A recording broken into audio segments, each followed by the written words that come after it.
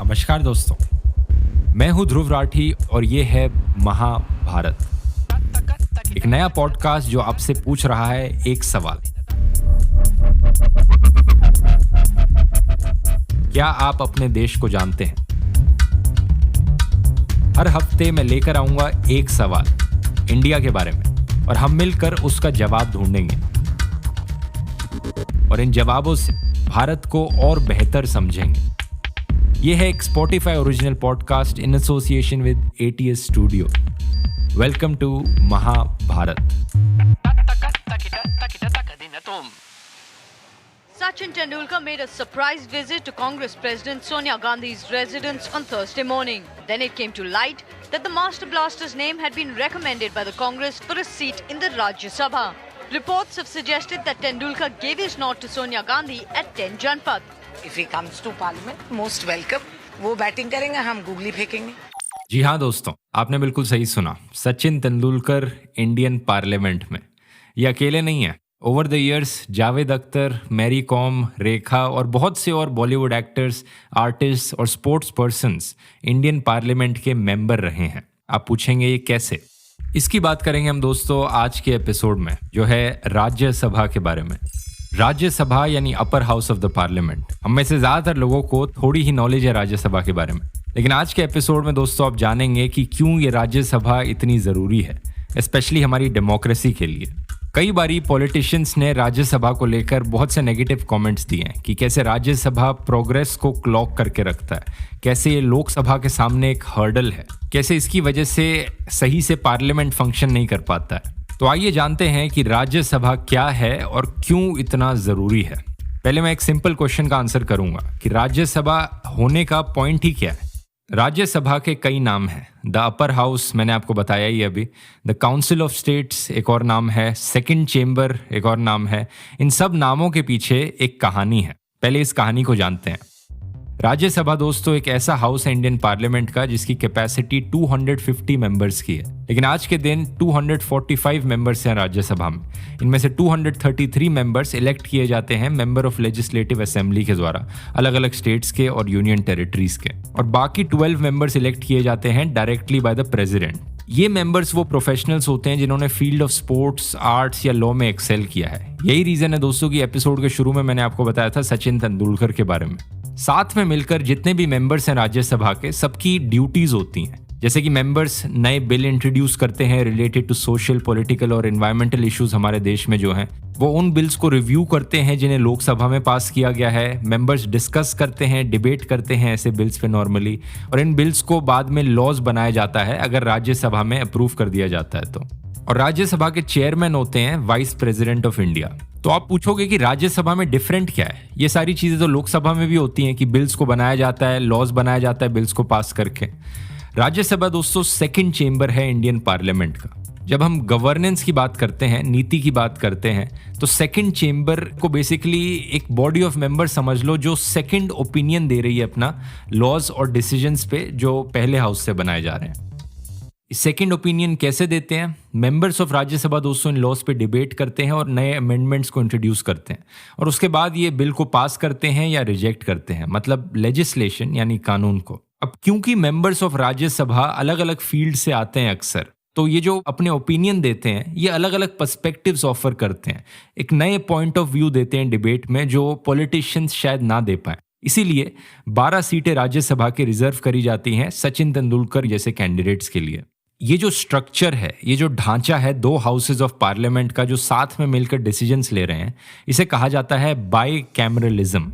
इस by cameralism form of parliament की शुरुआत इंग्लैंड में हुई थी, लेकिन आज के दिन बहुत सी कंट्रीज इसे फॉलो करती हैं, including Australia, Germany, Canada, Brazil. Actually में राज्यसभा का जो नाम है ये काउंसिल ऑफ स्टेट्स हुआ करता था 1954 तक। ये इसलिए क्योंकि एक ऐसा हाउस है जो स्टेट्स और यूनियन टेरिटरीज को रिप्रेजेंट करता है इंडिया की।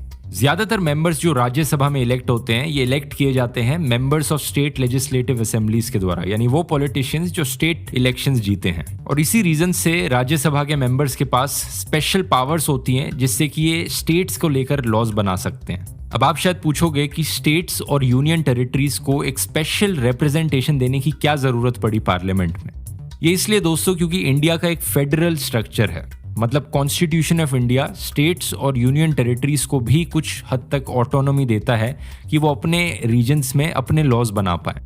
दोनों स्टेट और सेंटर को इक्वल इंपॉर्टेंस मिलती है। इसी रीजन से बहुत जरूरी है कि स्टेट्स के इंटरेस्ट को भी रिप्रेजेंट किया जाए पार्लियामेंट में। तो राज्यसभा या काउंसिल ऑफ स्टेट्स इसी फेडरलिज्म को कायम रखता है। अब इन दो नाम की बात करिए तो तीसरे नाम की भी बात कर लेते हैं। आप पूछोगे कि राज्यसभा को अपर हाउस क्यों बुलाया जाता है और लोकसभा को लोअर हाउस क्यों बुलाया जाता है। इसके पीछे दोस्तों को इतना लॉजिक नहीं है। ये टर्म्स इंग्लिश पार्लियामेंट्री सिस्टम से बोरो करी गई हैं, लेकिन इंडियन पार्लियामेंट में इन दोनों में से कोई हायरार्की नहीं है इनके बीच में।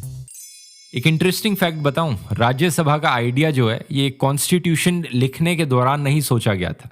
ये एक ऐसा आइडिया है जो एंशिएंट इंडिया के टाइम से चला आ रहा है। चंद्रगुप्त मौर्य के राज में एक ऐसा ही अपर हाउस हुआ करता था जिसमें एक ग्रुप ऑफ मिनिस्टर्स होते थे। ये एक आइडिया था कि एक सेकंड चेंबर हो जिसमें जो ग्रुप ऑफ मेंबर्स बैठे हैं वहाँ पर वो रिव्यू कर सके उन लॉज को जो सरकार बना रही है और सरकार उनसे बेसिकली सलाह ले सके, कंसल्ट कर सके। अर्थशास्त्र में मेंशन किया गया है कि इमरजेंसी के दौरान एक राजा को अपने ग्रुप ऑफ मिनिस्टर्स को कंसल्ट करना पड़ेगा। ऋग्वेदा और अथर्वा वेदा भी दो असेंबलीज को मेंशन करती हैं एंशिएंट इंडियन किंगडम्स में, समिति और सभा। समिति एक ऐसी असेंबली थी जिसे राजा महाराजाओं के द्वारा इलेक्ट किया जाता था और जो पब्लिक अफेयर्स के मैटर डिस्कस करते थे। दूसरी तरफ सभा एक ऐसा काउंसिल था नोबल और वेल्दी मेंबर्स का जो बेसिकली कंसल्ट करने के लिए जिन्हें यूज किया जाता था। ये डिसीजंस लेते थे सोसाइटी और जस्टिस के मामलों में। सभा जो है वो समिति के कंपैरिजन में कम पॉलिटिकल था और जो मेंबर्स हैं उन्हें बहुत रिस्पेक्ट मिलती थी। इस असेंबली को काउंसिल ऑफ एल्डर्स भी कहा जाता था। ये था दोस्तों एंशिएंट इंडिया का सेकंड चेंबर, यानी एंशिएंट इंडिया का राज्यसभा। तो ये जो आइडिया है सेकंड चेंबर बनाने का और बाय कैमरलिज्म का, ये बहुत टाइम से चले आ रहा है। ब्रिटिश राज के अंदर राज्यसभा जैसी एक फॉर्मल असेंबली बनाने का आइडिया इंट्रोड्यूस किया गया था मॉन्टेग्यू चेम्सफोर्ड रिपोर्ट ऑफ 1919 के अंदर। इस रिपोर्ट ने सजेस्ट किया कि ब्रिटिश सरकार को इंडिया के अंदर एक सेकंड चेंबर बनाना चाहिए। इससे पहले क्या होता था, लेट 1800s में जो गवर्नेंस थी ब्रिटिश इंडिया की वो बेसिकली लीड करी जाती थी by the governor general council, जो बेसिकली एक ग्रुप था जिसमें गवर्नर जनरल्स थे इंडिया के सारे और 3-4 काउंसिलर्स थे, बस इतना ही। तो टोटल में ये ग्रुप में 6 से ज्यादा मेंबर्स नहीं होते थे। और मॉन्टेग्यू चेम्सफोर्ड रिपोर्ट ने सजेस्ट किया कि इस पूरे सिस्टम को बदला जाए, एक ड्रामेटिक चेंज लाया जाए और इस रिपोर्ट की सजेशन को ब्रिटिश इंडिया की सरकार ने एक्सेप्ट भी कर लिया। तो government of India act of 1919 के आते ब्रिटिश इंडियन गवर्नमेंट के अब 2 चेंबर्स हो गए, council of states with 60 members और house of assembly with 145 members.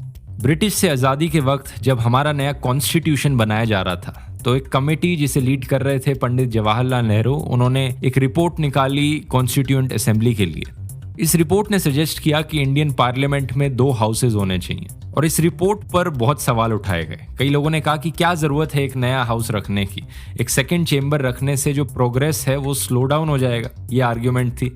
और कई लोग कह रहे थे कि सिंपली ब्रिटिशर्स ये कर रहे थे तो हम उसे कॉपी कर लें, क्या तुक बनता है इसका, शायद इंडिया को इसकी जरूरत नहीं है। लेकिन बाकी और मेंबर्स जैसे कि श्री गोपाल स्वामी अयंगर ने आर्ग्यू किया कि सेकंड चेंबर की जरूरत है ताकि लॉस को रिव्यू किया जा सके जो कि जल्दी में बनाए गए हैं। डिस्कशन और डिबेट डेमोक्रेसी के लिए बहुत जरूरी है और राज्यसभा से ये डेमोक्रेसी और स्ट्रांग ही बनेगी। कॉन्स्टिट्यूएंट असेंबली ने कुछ अमेंडमेंट्स प्रपोज करी पंडित नेहरू की रिपोर्ट में ताकि जो सेकंड चेंबर है इंडिया का वो बेनिफिट कर सके गवर्नेंस से। ये डिसाइड किया गया कि मेंबर्स को 6 इयर्स का टेन्योर दिया जाएगा और every alternate year 1/3 members retire होंगे। ये डिसाइड किया गया कि राज्यसभा मेंबर की जो मिनिमम एज लिमिट है ये 30 से कम नहीं होनी चाहिए।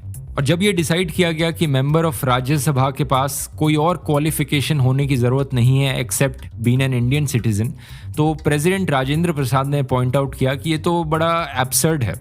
ऐसा क्यों हो रहा है? क्योंकि जब हम सुप्रीम कोर्ट के जजेस को सेलेक्ट करते हैं तो उनकी हाई क्वालिफिकेशन होनी चाहिए, लेकिन राज्यसभा के मेंबर्स को जब हम सेलेक्ट कर रहे हैं तो उसमें कोई क्वालिफिकेशंस की ज़रूरत नहीं। जब वो लॉज बनाएंगे तो कैसे अपना वो सेकंड ओपिनियन दे पाएंगे? क्या पता ऐसे लॉज वो पास करे जिनको सुप्रीम कोर्ट के जजेस इंटरप्रेट ही नहीं कर पा रहे हैं। डॉक्टर प्रसाद का जो कंसर्न था इस चीज को लेकर उसे सुना जरूर गया लेकिन एक्सेप्ट नहीं किया गया। लेकिन बाकी और मेंबर्स ने कुछ और अमेंडमेंट सजेस्ट करी थी और इन सब अमेंडमेंट्स को सुनने के बाद इंडियन पार्लियामेंट का सेकंड चेंबर बनाया गया। राज्यसभा की पहली सिटिंग बुलाई गई थी 13 मई 1952 में under the chairmanship of doctor S Radhakrishnan.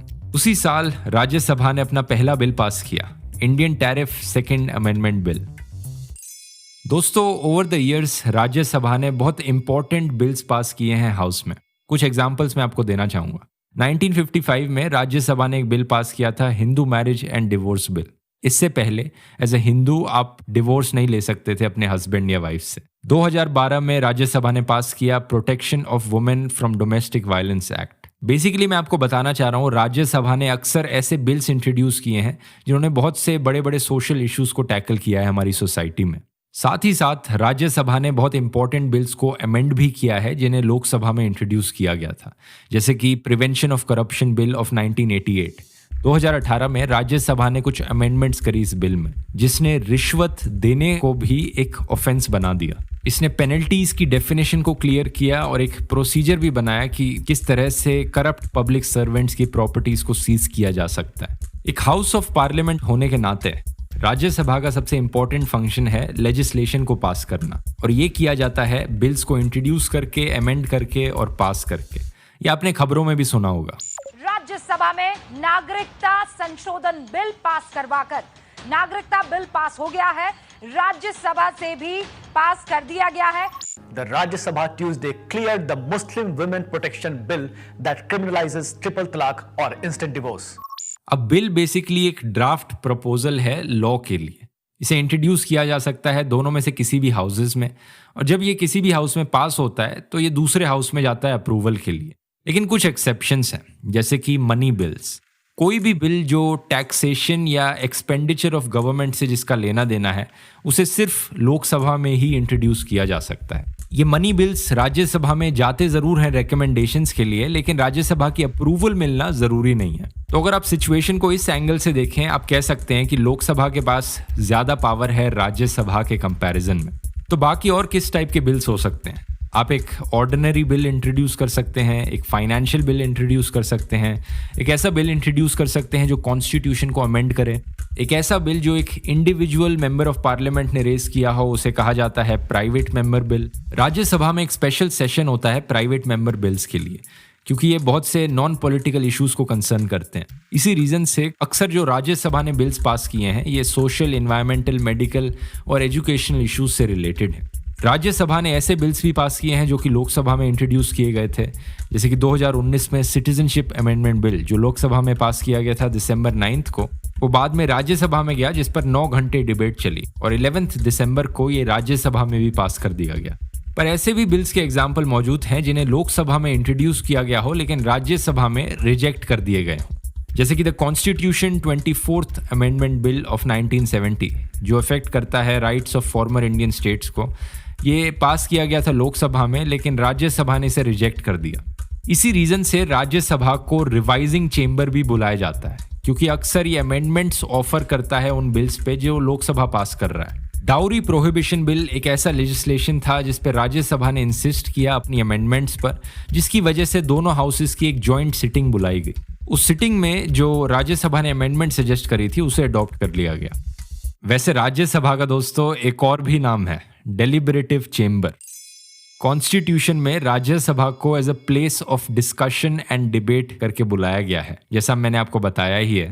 तो हर बिल या मोशन पर डिबेट होती है। राज्यसभा के मेंबर्स अपनी स्पीचेस देते हैं बिल्स के फेवर में या उसके अगेंस्ट में, और बाकी हर डिबेट की तरह अक्सर हंगामा भी क्रिएट होता है ऑपोजिशन के द्वारा। पूरा देशवासी लाइव टेलीकास्ट चाह रहे हैं, आप लोग कैसा व्यवहार कर रहे हैं पूरा देश देख रहे हैं। ये हंगामा हुआ सचिन तेंदुलकर की debut speech right to play से एकदम पहले। ऑपोजिशन और ऑब्जेक्शन करना अलाउड है राज्यसभा में, लेकिन कॉन्सिक्वेंसेज होंगे उन मेंबर्स के लिए अगर वो एक लाइन क्रॉस कर लेते हैं तो। जैसे कि 1976 में सुब्रमण्यम स्वामी को राज्यसभा से एक्सपेल कर दिया गया था जब कमिटी ने पाया कि उनका कंडक्ट बहुत ही डेरोगेटरी था, यानी अपमान पहुंचाया था उन्होंने। 2005 में डॉक्टर छत्रपाल सिंह को भी एक्सपेल कर दिया गया था जब पाया गया कि उन्होंने पैसे लिए थे कुछ सवाल पूछने के लिए राज्यसभा में। तो अब बात करते हैं दोस्तों कि राज्यसभा के अंदर क्या होता है। राज्यसभा के अंदर एक क्वेश्चन आवर होता है। इस समय के दौरान जो राज्यसभा के मेंबर्स हैं वो मिनिस्टर्स से क्वेश्चन पूछते हैं एडमिनिस्ट्रेशन को लेकर, सिटीजन्स की डिमांड्स को लेकर, गवर्नेंस को लेकर। कोई भी इशू उठा सकते हैं। क्वेश्चन आवर को लोकसभा में भी कंडक्ट किया जाता है वैसे, और ये बड़ा इंटरेस्टिंग सेक्शन है प्रोसीडिंग्स का, क्योंकि राज्यसभा का जो क्वेश्चन आवर है उसके दौरान बहुत से इंपॉर्टेंट मैटर्स पे सवाल उठाए गए हैं। जैसे कि द लाइसेंस स्कैम ऑफ तुल मोहन राम को पहले क्वेश्चन आवर में ही उठाया गया था। अक्सर करप्शन से रिलेटेड केसेस चीफ मिनिस्टर्स को लेकर, बिजनेस हाउसेस को लेकर भी राज्यसभा के क्वेश्चन आवर में उठाए गए हैं, जो बाद में कोर्ट केस बन गए। कुछ ऐसे ही मेंबर्स एक प्रैक्टिस फॉलो करते हैं जिसे कहा जाता है कॉलिंग अटेंशन। ये एक ऐसी प्रैक्टिस है जो इंडिया में ही ओरिजिनेट हुई है। राज्यसभा का कोई भी मेंबर चेयर से परमिशन लेकर किसी भी और मिनिस्टर की अटेंशन कॉल कर सकता है और कमेंट मांग सकता है किसी भी अर्जेंट पब्लिक मैटर पे। इसे अक्सर कहा जाता है एक्सटेंडिंग द डिबेट। अक्सर ये करने के बाद डिबेट चालू हो जाती है। वैसे राज्यसभा के पास भी कई स्पेशल पावर्स हैं। क्या आपको पता है कि पार्लियामेंट स्टेट लिस्ट के लॉज में कोई चेंजेस नहीं ला सकता बिना राज्यसभा के अप्रूवल के? राज्यसभा के पास ये भी पावर है कि वो स्टेट्स के लॉज को बनाए, क्योंकि वो काउंसिल ऑफ स्टेट्स है। ऐसा कभी हुआ है क्या? ऐसा 1986 में हुआ था, जब राज्यसभा ने एक रेजोल्यूशन पास किया जो पार्लियामेंट को एम्पावर करता है कि पंजाब के टेररिज्म से रिलेटेड स्पेशल लॉज बनाए जा सके। राज्यसभा प्रेसिडेंट्स रूल को भी अप्रूव कर सकता है किसी स्टेट में, अगर लोकसभा को डिसॉल्व कर दिया जाता है तो। ये भी 2 बार हो रखा है। पहली बार 1977 में नागालैंड और तमिलनाडु में, और दूसरी बार 1991 में हरियाणा में। बाकी राज्यसभा के पास एक जज को रिमूव करने की भी पावर है और एक नई ऑल इंडिया सर्विसेज रोल को क्रिएट करने की भी पावर है। तो अभी तक हमने बात करी दोस्तों राज्यसभा के अंदर क्या होता है। अब बात करते हैं कि एक राज्यसभा के मेंबर को इलेक्ट कैसे किया जाता है। जैसा मैंने बताया कि 12 मेंबर्स को तो प्रेसिडेंट के द्वारा नॉमिनेट कर लिया जाता है, और बाकी मेंबर्स रिप्रेजेंटेटिव्स होते हैं स्टेट्स और यूनियन टेरिटरीज के। लेकिन मेंबर्स ऑफ लेजिस्लेटिव असेंबली इन्हें इलेक्ट कैसे करते हैं, ये बड़ा ही इंटरेस्टिंग है।